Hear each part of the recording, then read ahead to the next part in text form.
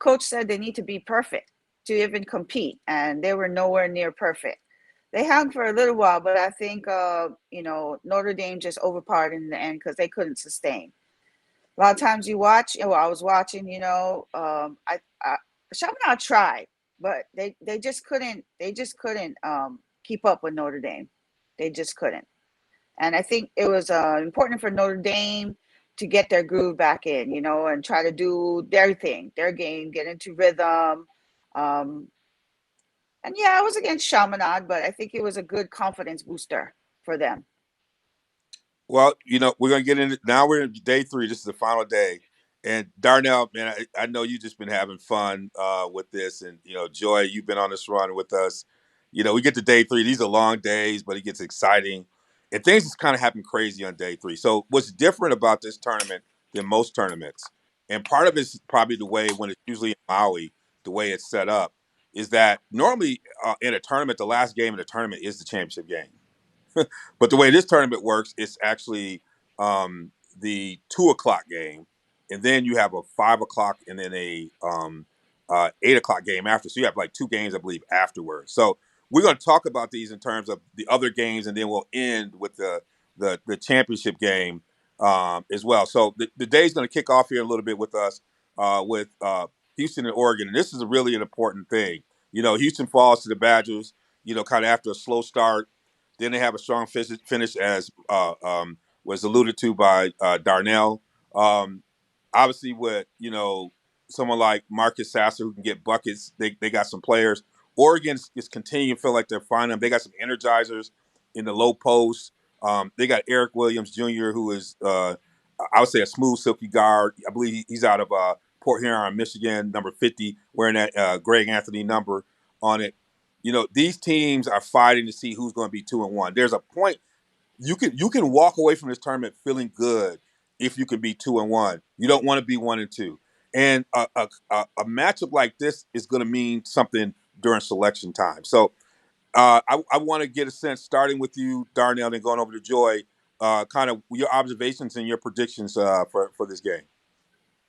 So this game to me is about um, which team values the ball more, which team can avoid falling into the traps and avoid turning the ball over. Because both these teams they love the pressure, and a lot of their defensive identity is to force these turnovers and play in transition. Because both of these teams they have a better transition offense than half court offense, which we know everybody does because that's basketball.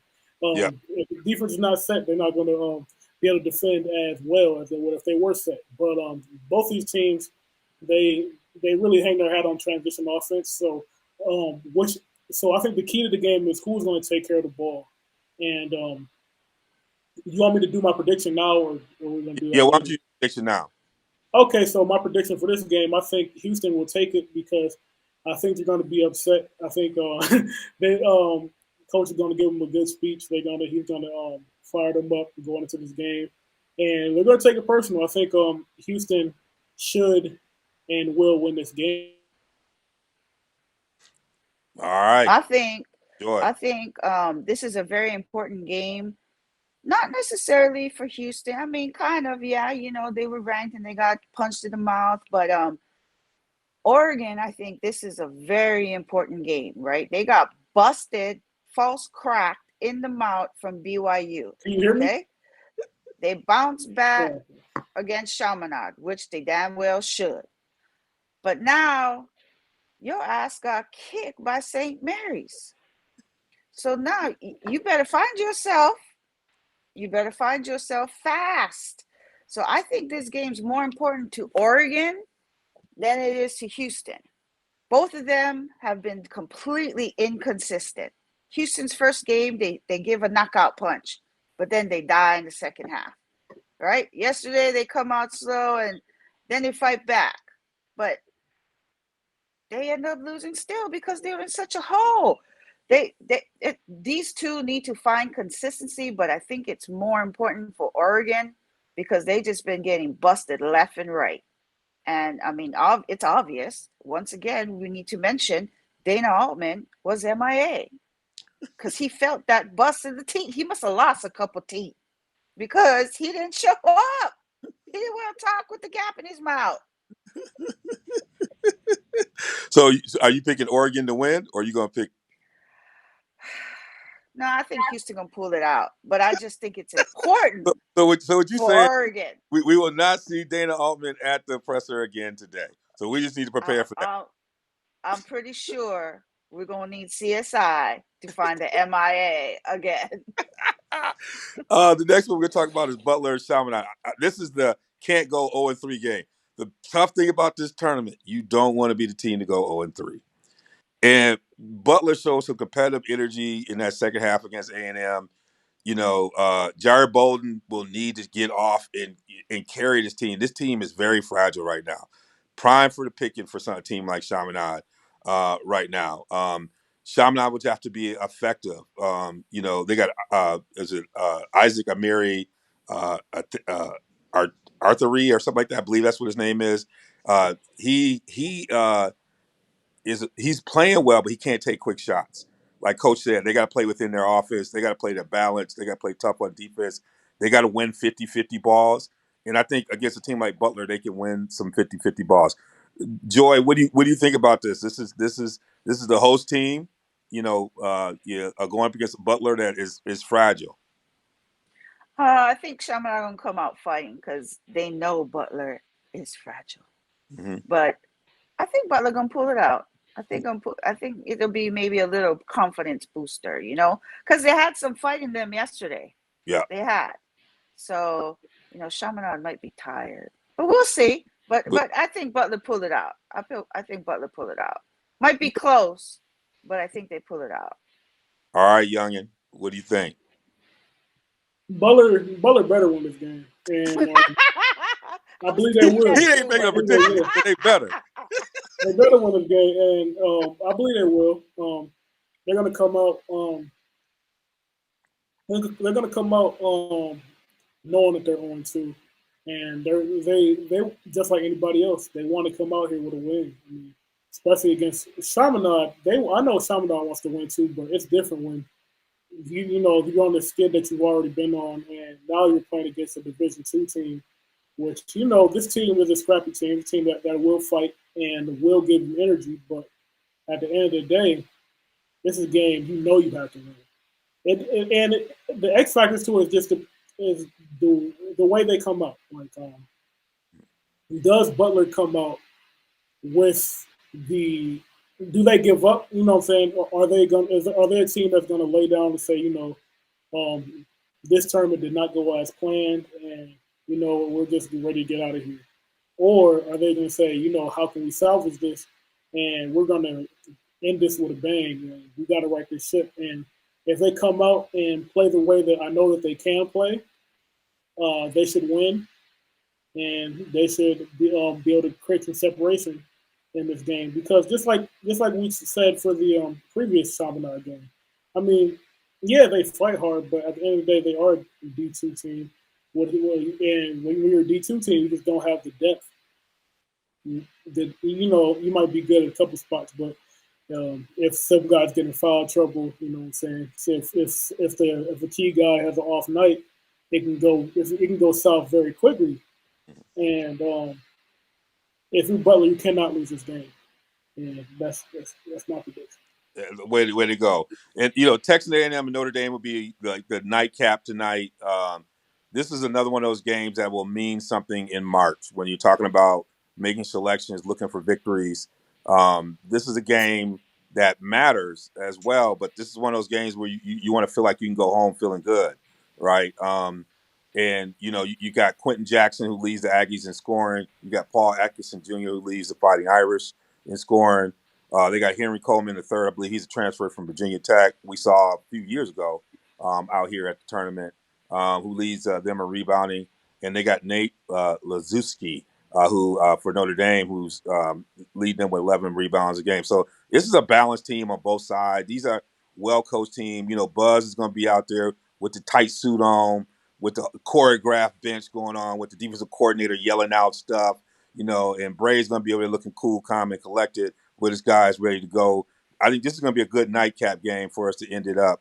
Joy, what are your thoughts about this and your prediction for this game? Texas A&M and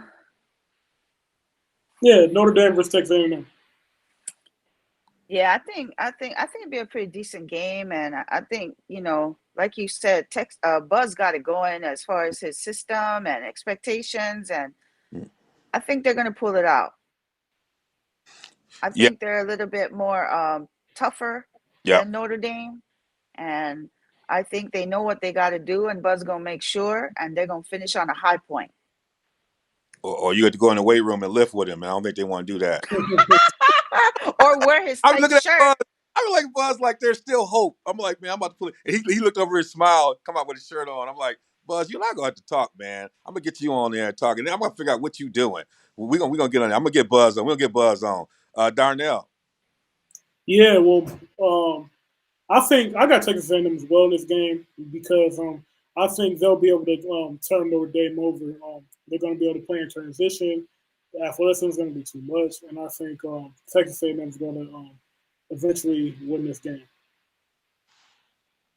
All right, and in the championship game, we got nobody really predicted this. Wisconsin against St. Mary's. Uh, I think this is going to be a good game. It's not the kind of game that ESPN probably wanted for ratings, but it's a good game for those basketball junkies out there. Darnell, as you look at this game, these two teams, how do you size them up? We got Johnny Davis, a rising star. We got Dan Futu. Fotu, Daniel Fotu. Oh, And Look and a at quick Darnell correcting you. and a, he's 42. got to get and a, me. and a side story, you know why Daniel Fotu wears number 42? It's What's because that? his name is Fotu. So he changed the number Fotu. He's a I'm over here trying. go-to I'm over here trying to 42. work it and look over at the same time. I'm trying to get my whole system together. I was like, and I have been practicing that in my head and got it out. But thank you, brother. This is what we do. It. This is why I bring the young in. We got this in the family. So go ahead, brother. So what do you think? Yeah, well, St. Mary's, they got the system together. They work together like a well-oiled machine. But I think Wisconsin should be able to take this game because I think Wisconsin's a bigger team. I think they'll be able to control the glass, and you control the glass, you can control the possessions. I mean, this is basketball. It's a lot of it. There's a lot of stuff that goes into it, but at the end of the day, it does come down to possessions, and do you value, just making sure you're taking care of the ball and maximizing what you can get out of every possession. I think Wisconsin does that very well. They have the best. I believe they have the best player in this game, and I think he should be able to take over this game. Even though St. Mary's is a very good defensive team, I'll be interested in seeing how they play him and what things they could do to try to slow him down here and there. But I think at the end of the day, Wisconsin has enough to come out on top in this tournament. There I you was go. gonna say the same thing, man. St. Mary's got some defense, Mhm. and I like to see how Wisconsin responds to that, and if they can, like Darnell said, still keep Johnny going. Will they double team him, triple team him? I mean, but St. Mary's is a well-oiled wheel, and they're tough. They don't back down, and they just do their thing. I know you're gonna ask me who's gonna win, but I don't know. But at the end of the day, yeah, they can double team him. But at the end of the day, that's what Wisconsin wants you to do. Like Yeah. if they want you to double team, because once you double team them, they can swing, and then you have an open three. I mean, That's what I'm that saying. So I plays want to into see Wisconsin's what they're gonna favor. do, like you said, and see how St. Mary's responds to that, and see how Wisconsin responds. I'm gonna make the out of box prediction. I'm gonna take St. Mary's. I'm gonna say St. Mary's because they're pretty solid and their shooting percentage is through the roof. That is my prediction. Well, I'm gonna take St. Mary's. y'all heard the predictions. Now we got to see that the games are going to be played. This is On the Road with RSG at the Maui Invitational. We want to thank again our sponsors of Bowman Medical Group and My Match Development Group for supporting us as our premier sponsors. and also Red Insurance Group as our opening segment sponsor here today. This is Darnell, Devon, and Joy. We're here doing it again here on RSG. We'll see you on the other side, and for the final report for the tournament.